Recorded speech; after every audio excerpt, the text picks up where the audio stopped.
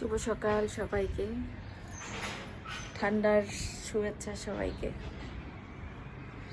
আমার গাছে সুন্দর একটা গোলাপ ফুল ফুটেছে, অনেক কলিও এসেছে।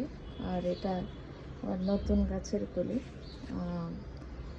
এটা কি জবা জানি একটা বলে, ভুলে গিয়েছি।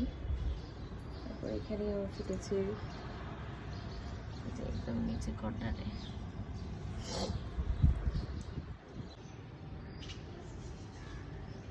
হালকা হালকা কুয়াশা দেখা যাচ্ছে।